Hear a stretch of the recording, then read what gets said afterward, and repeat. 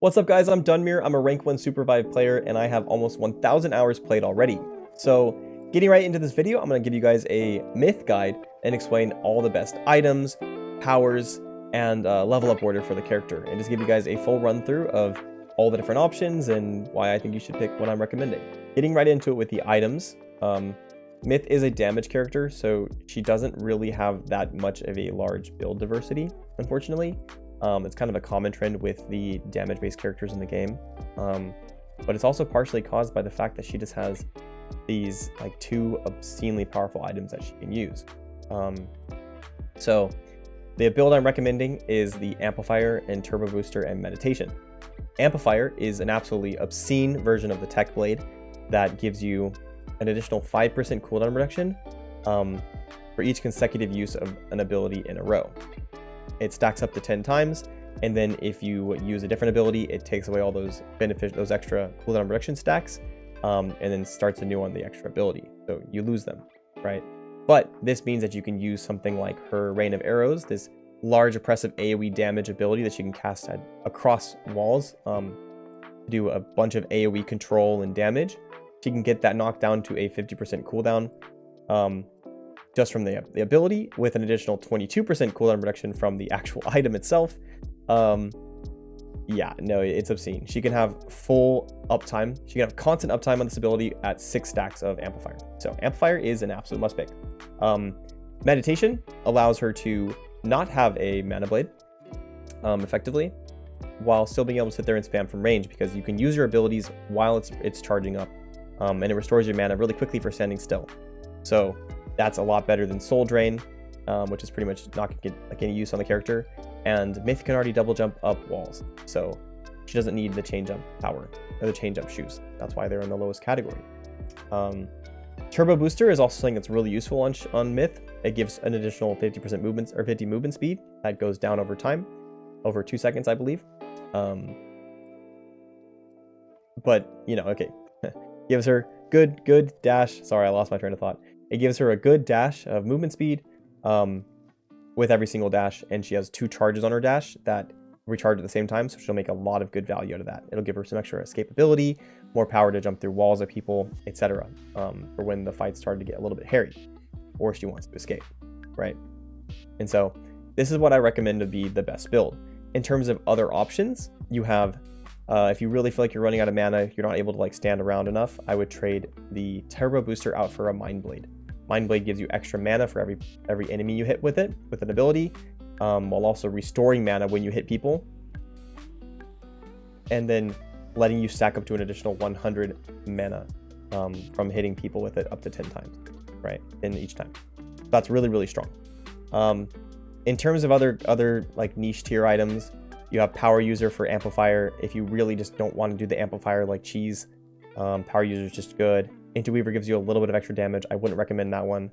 And Grace is a decent trade-off for Turbo Booster. It gives you 50% movement speed. So the movement speed you get from the Turbo Booster dash, it gives you that all the time when you're full health, though. So as soon as you take damage, you lose it. So that's a trade-off, right? Alternatively, maybe if you really just like vamp items, you could run them, but you're not getting that much value out of them. So I wouldn't recommend doing that. It really is kind of just like, just go have fun and run Amplifier, Turbo Booster, Meditation, and just go spam the crap out of people with your Rain of Arrows. Yep, that's about it. Don't use any of these other things, guys. They will not do anything big for you. Don't do it. Just don't do it. You won't like it. It won't be good. It won't be good. Jumping into the actual level up order, which level should we pick everything at?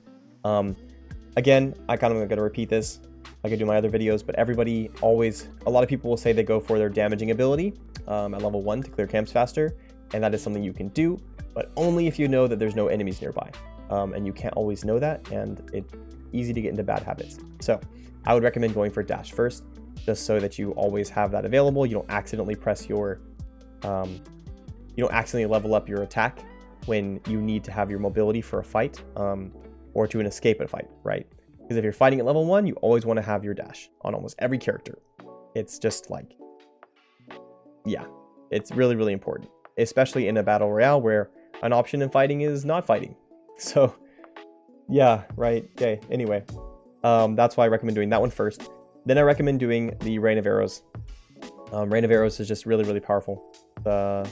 It lets you just oppress a whole area of the map, split enemy teams up, place it in front of you to stop them from pushing into you because it slows people as they go through it and anti-heals them. There's lots of things you can do with it. It's just an insane ability, and the whole build is based off of it, really. And then you're going to go for the knockback at level 3, and then you're going to go for level 4. It is worth noting that the knockback, the one I have for level 3, that did get nerfed in last patch. It got buffed a little bit this patch, but it's still not insane. So we're not going to be prioritizing that one. For level 5, of course, or for level 4, sorry, you're going to go back to your dash. She gets an additional 2 seconds off of each dash with this, and since it's double charged, since you recharge both of them at the same time, you recharge both of your dashes when it fully recharge, or like when the cooldown's fully over. That's just a really, really useful thing to have in general. Especially on a character like Myth that doesn't want to be like outdistancing people. As much as the build for Amplifier is built around like having this the ability to just spam out your things, and it wouldn't be built off running and using your dash all that much, you probably don't have your Amplifier up at this point in the game because you're only level 4, so that's another reason not to do that, right? Or not to go for a different option. Having said that, at level 5, you're going to go for your ultimate. The ultimate is strong, and it's an extra ability, so you really just want to pick it as soon as you can. But from there, the other options, even if we weren't running this Amplifier build, the other options for making your ultimate stronger or your knockback arrow stronger are just not really that good. The knockback arrow doesn't really get that much value. It only gets a little bit of what is it? It gets a cooldown reduction by 6 seconds, which is good. It's just that the ability isn't that strong right now in general, because you have to charge it up a lot longer. You're like locked down in place a lot more now, and then the ultimate isn't getting that much crazy value either. It's getting 10% damage reduction, or 10% increase in damage, and a minus 10 second cooldown. And for cooldown on ultimates like that, since you're getting resets from getting a full team wipe, it's either kind of like you shouldn't be able to be getting a lot of value out of that in general, because if you win the fight, you get your ultimate back for free, and the chances that you really like get third-partied a lot in that 10 seconds would make a difference between you having your ult up or not is just not that common. So I don't recommend doing those sort of things. Instead, we have the upgrade for Rain of Arrows at level 2 gives it a 60% increase in damage, which is a big deal, especially on a high damage character like this. And then, you know, we're getting our Amplifier up at this point, so having that is just super, super valuable. And so then the level after that too, we're going to want to definitely put it up to level 3, because not only are we getting a 4-second cooldown reduction, but we are getting a 30% increase in the arc, right, of the actual spread of the arrows, and that's just insane. And that's the one we're going to put to level 3, right? Some people go for dash level 3 because it gives you an extra second on the dash, like the ability to walk through walls and be faster, and additional movement speed when going through walls. And that's valuable, but it's just not as valuable as the cooldown reduction on the arrows and the arc, right? Because not only are you just objectively covering more space, but with the arrows you can toss it, like I said, directly at your feet, and then that extra 30% arc will let you toss it relatively close to you and still cover like a large percentage of the angles on which an enemy could attack you from, and therefore stop them from aggressing into you. Set them up to be knocked back with your arrow, and then just pumped full of your ultimate or damage. And so it's just really, really, really powerful to run it this way. And then we're going to do, you know, the ultimate doesn't really get that much of a benefit, like I said. So we're putting that one in last, and then we're doing the knockback arrow, 6-second cooldown reduction at level 8. Right, so in terms of powers for Myth, even if we weren't running this like just stand there and spam people from range perma amplifier build, Myth is all about keeping people off of her or being able to see people through walls. Those are what you really want in the character, right? Because the only thing that really limits her aggression is her vision, or enemies slamming her from an angle she didn't see them at and murdering them, right? So like I said, like I've been saying with the way that this power tier list is set up, the way that I'm showing this is that from the bottom are going to be powers that are usable to pick up, and the top are the best powers. So considering the randomness of the BR and the fact that like the powers generally increase in value and therefore difficulty to obtain with as they go from the bottom to the top of the tier list, you're essentially going to run into the ones at the bottom, you pick them up, and then you're going to replace them as you see better options further up, right?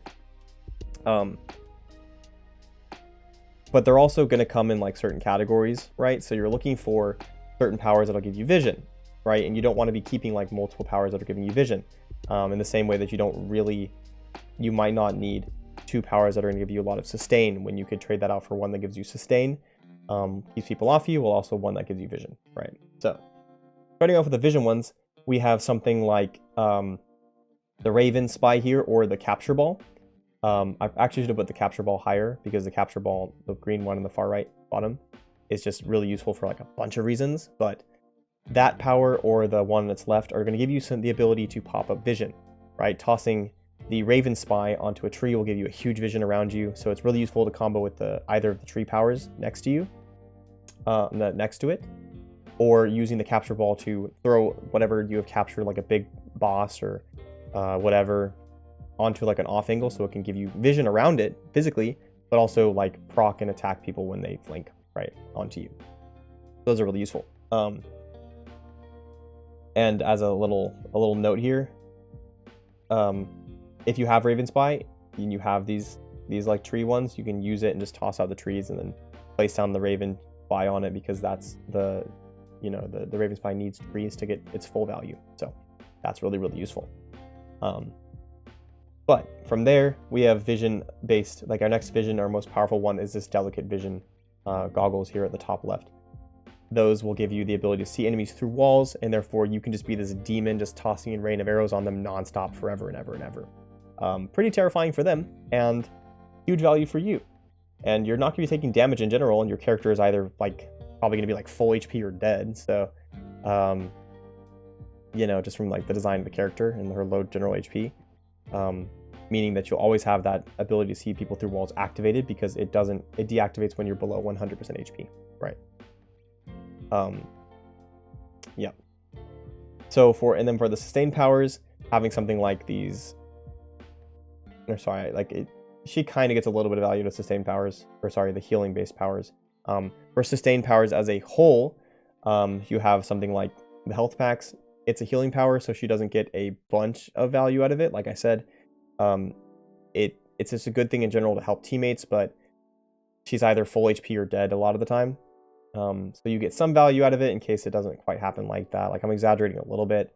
But powers like Chonker Cannon on the far right of Strong, or the anti-mobility field, the purple one on the far left of Strong, or the sand wall. These are all powers that are going to either let you lock down an area, like setting up the Chonker Cannons so that a whole side of the map is getting like chonkered constantly with this demon little cat rolling stun thing, or you can maybe peel yourself with the sand wall by putting out that unblockable damage, that damage blocking thing, or just completely lock down a side of the map too with the anti-mobility field and stop people from pushing you, right? Because if they go through it, they'll get stunned or slowed. And in the same way, you have the bungee, which is kind of a sneaky power, and people don't really, I think, get how powerful it is. But the bungee gives you the ability to just, like, in the same way, lock down on a side. Like, you can apply like a bungee onto 2 sections of like a side of you, right? So like on the right side of you, you put it between 2 pillars. That enemies are going to struggle to go through that. They have to jump through it. If they jump through it and you tag them with like one source of damage during that, they're going to be slowed. They're going to mess up their jump. They're going to land on the bungee. It's sent in some random direction, either like sent into your team to die or like ejected backwards, right? And it's just useful for a lot of reasons, just like using it as an extra like escape, like you pop it and you jump into it to get extra distance, or you use it to try and pull an enemy in, right? Those are really, really valuable. And in the similar, something I missed here at the very bottom, the laser is really, really useful for that too. In a similar way to Chonker Cannon, it's just not quite as powerful, right? And then at the very, very top here, you have the absolute best powers. We have, and these kind of like don't fit into the same categories that I've talked about, but that's because they're well, the one on the left at least, the armor shredder is just so powerful. Armor shredder just does an extra like bunch of armor shredding whenever you deal damage, and since Myth is able to just sit there and poke people forever and spam range damage, either they like completely back up or they lose all their armor and therefore lose like up to 35% cool or damage reduction. It's insane, and it's going to give you like an absolute crazy value towards your team and winning team fights. And then on top of that, you have Kaiju Heart. It's really useful for just peeling people off of you. Like I said, people want to aggress onto you, they need to stop you, they need to get on you quickly, or you're just going to kill them over time.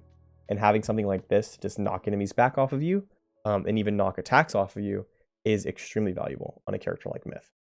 Thanks so much for watching, guys. If you have any questions or have anything to say, go ahead and throw them into the comments below, or come follow me on my Twitch and my YouTube when I'm streaming, and go ask them there.